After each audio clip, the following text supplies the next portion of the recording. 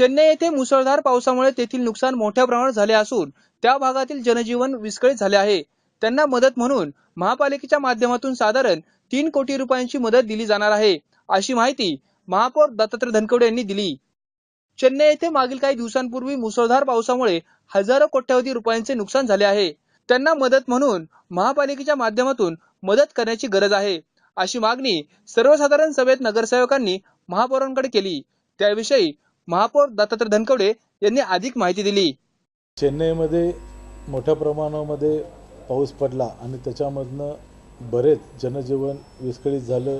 अनेक शहरामध्ये मोठ्या प्रमाणामध्ये हानी झाली आणि अशा परिस्थितीमध्ये त्या शहराला एक माणुसकीच्या नात्यानं आपण काहीतरी मदत केली पाहिजे। कारण आपल्याला माहीत असेल की ज्यावेळेस पानशेत धरण फुटलं आणि पुणे शहरामध्ये मोठ्या प्रमाणामध्ये जलप्रलय आला होता, त्यावेळेस संपूर्ण देशाने या शहरासाठी मदतीचा हात पुढे केला होता आणि त्या दृष्टीने आज पुणे शहरसुद्धा चेन्नईसाठी त्या ठिकाणी मदतीचा हात पुढे करते।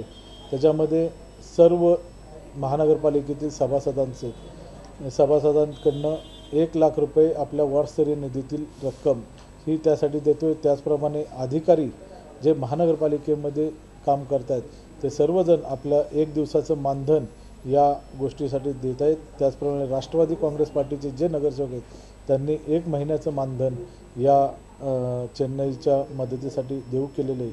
तर अशा प्रकारची सगळी मदत आपण चेन्नईच्या महापालिकेला त्या ठिकाणी देतोय आणि त्यामधनं नक्कीच या ठीक आहे, ही एवढी मोठी अमाऊंट नाही आहे, परंतु एक मदतीचा हात म्हणून आम्ही त्या ठिकाणी त्यांच्यासाठी पुढे केलेला आहे।